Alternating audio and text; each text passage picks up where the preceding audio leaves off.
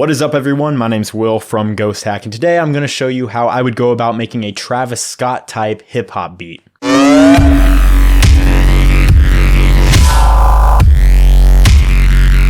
Now, there are a few different important elements, 6 exact, that I really want to highlight when I'm going over how to make a Travis Scott type beat because they're very important to his style. The first one is the drums. Just in general, Travis Scott himself said that the drums are the most important parts of the beats he makes. And the first drum that I want to go over will be the kick. Now, Travis Scott does not tend to use very, snappy or clicky kicks in his mixing. It doesn't really sound like this. It's not really a type kick. It's more of a thump and a deep sort of thud that you just feel. It's more like, so here's my kick. I'm just going to use this kick.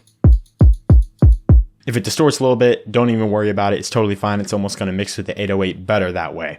The next thing I want to go over will be the snare, which usually Travis Scott will use one of two sounds. He'll either use the clap or he'll use kind of a really like a smaller, higher pitched tight snare like this.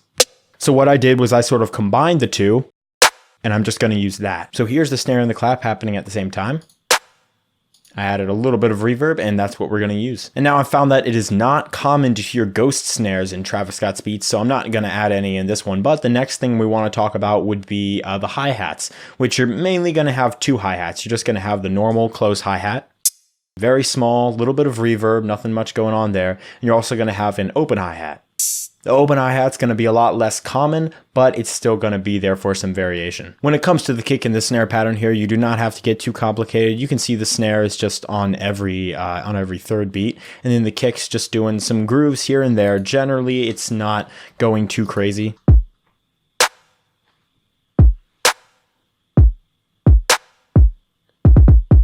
And feel free to add some little, kick rolls in there. That happens a lot in pretty much any hip hop track. It adds groove. And when it comes to the hi-hat pattern, you really do not have to get complicated with this at all. I do not hear a lot of, fancy hi-hat action going on in a lot of Travis Scott's beats. It tends to be a lot more stable with some hi-hat rolls here and there.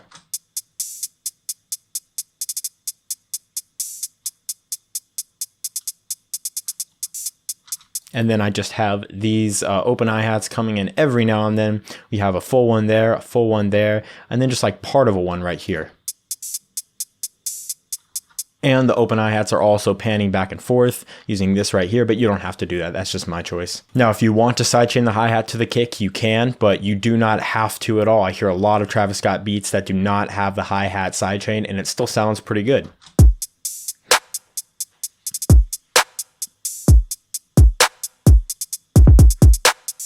The next thing that is important is the 808. And what we're going to want here is we're going to want a very thick, juicy, kind of distorted 808. And if your 808 sounds a little bit messy, that's actually totally fine. A lot of the 808s that I'll hear are not super perfectly clean. You know what I'm saying? They're a little bit warbly and they're a little bit messy. That's okay. That adds character to the track. So here's my 808. I faded out a lot because it was a very big sample.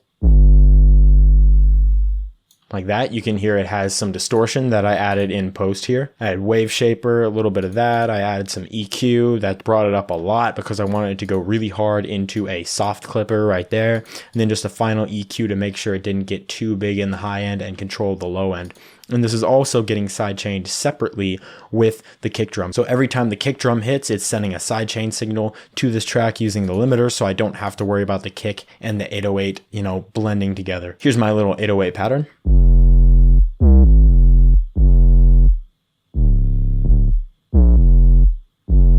You can hear that it's not a super clean 808. It's very, very dirty, and that's perfectly fine. It mixes really well with the beat.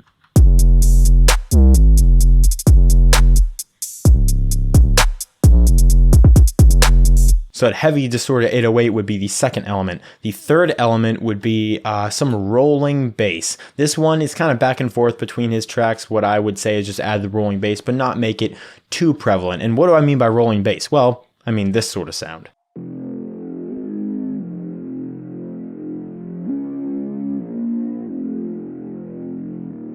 All I have is just a little bass preset here in Serum. All you really have to do to make this is just take a super saw and then low pass it and make sure that you're cutting the very sub as well. So we have just this little subtle kind of bass here. And as you can see, I'm EQing off the sub and off the very high end. So it's just kind of swimming in the background, and that layers very well with the 808 and the rest of the drums to give it a little more like tone and atmosphere.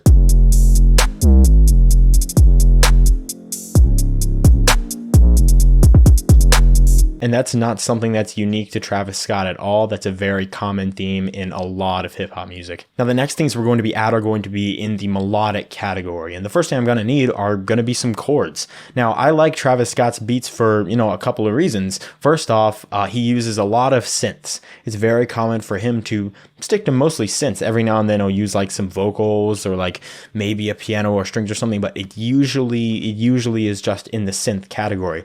So I want to make some chords that are very melancholy, right? That's very common, again, with Travis Scott's beats, is that they are minor key, they're sort of melancholy sounding, and I'm going to use it on an instrument that does not stand out a bunch. It's going to be more subtle, there's going to be verb, it's not going to have a huge, attack to it. And I've chosen an instrument like this.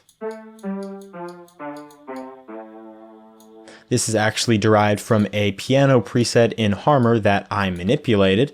I turned the pluck down. I also turned some of the low pass down. I added more chorus right here. I dropped the pitch an octave. And I also added a little bit of tremolo and a little bit of slow vibrato. So it just sounds a little more synthy and less like a piano, because it really is a synth. But I created these chords that are kind of minor key.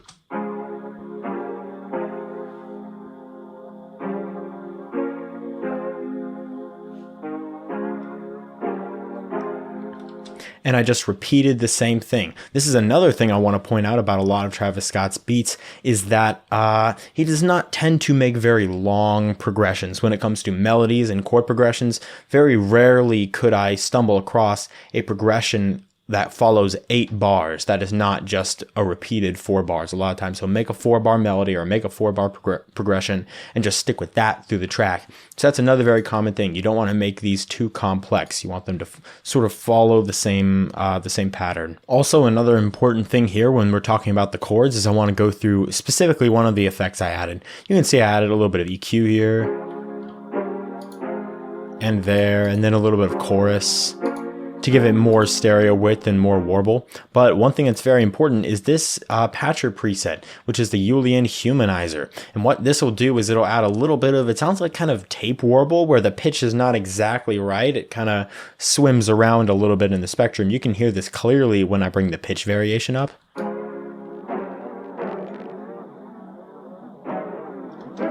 And it sounds no good when it's way up there, but when it's just right here around this mark, it adds a very nice sort of humanized, sort of old-timey vibe.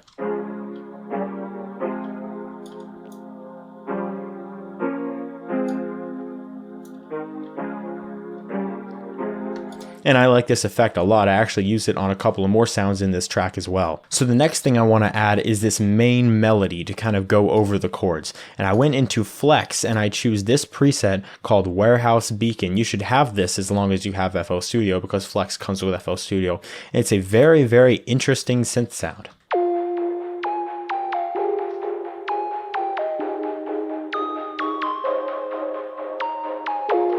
Once again, I made one melody to go in those 4 bars, and then I just duplicated it over to the second 4 bars because we don't want to make the melody too complicated or add too many switch ups. Now, there are some other important things that I added to this melody here. There are a lot of effects on it, which you can probably hear.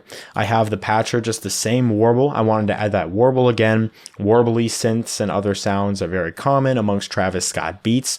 After that, I added a little bit of distortion here. You can see I'm kind of clipping this, and I turned the mix to about the middle, so it's not the full mix. I'm just getting some distortion.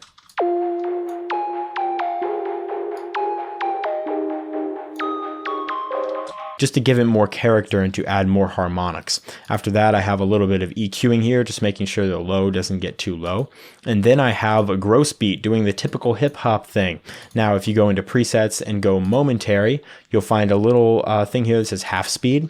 And this will slow whatever you put through it down by half, and it will pitch it down as well. So if I turn this mix all the way up,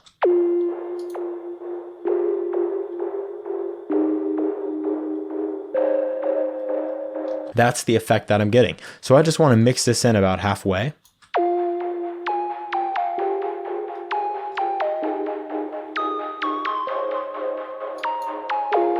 just to give it more character. And then finally an EQ just to make sure the lows aren't getting out of hand and neither are the highs. And this mixes with our chords very nicely.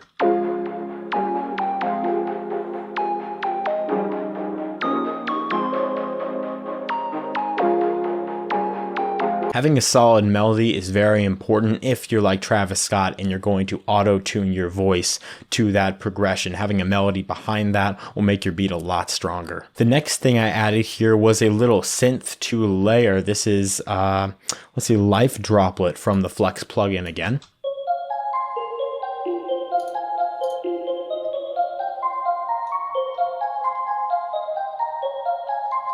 And I have it playing this arp that sort of follows the chord pattern. And I have a lot of reverb on it that I put on here. I have an EQ just to make sure the low end doesn't get out of hand. And I did the same thing that I did before with the gross beat, but there's something different going on here. There is something else afoot.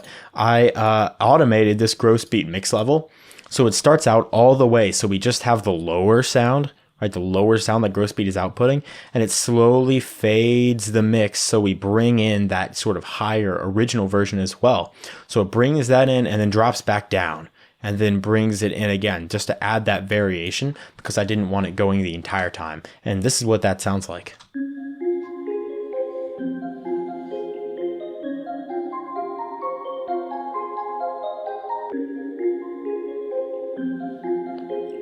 And I feel like this definitely adds a lot of character to the track. You can hear these sounds together.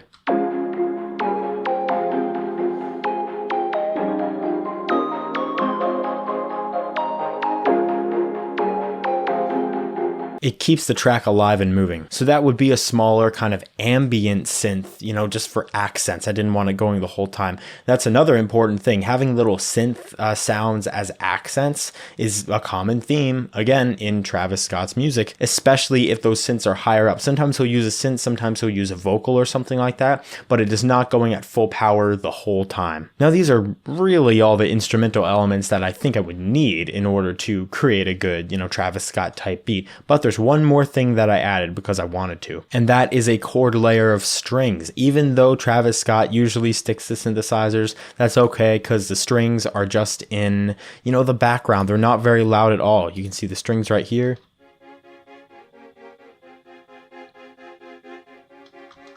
They're very quiet, and I have all strings sustained just coming out of Flex right here, just straight out.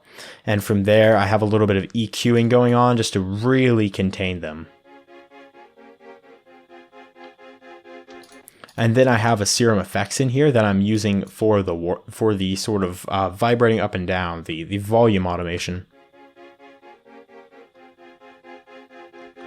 Because I used the WaveShaper distortion, in Edit A, I have it completely down to no volume, and in Edit B, I have it just all the way up to full volume. And then I can control the volume using this thing right here, and as long as I hit Note Latch, I can assign this to LFO1, and I can make this shape. And then I also added that Humanizer warble that we added before on the other sounds. And that just fits right in the background. So now all the synths together sound like this.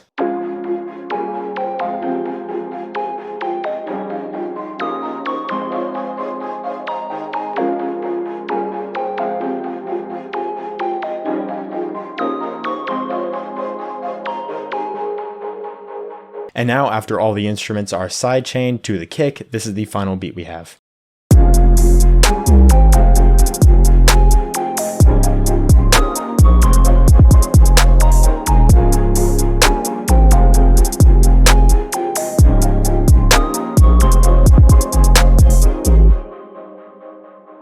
Alright, thank you guys so much for watching. If you have any suggestions about videos that you think we should do, we always appreciate new ideas. We're trying to figure out what you guys want and put out content that you guys will enjoy. Don't forget to subscribe for more music production tutorials, and I will see you in the next video. Happy producing.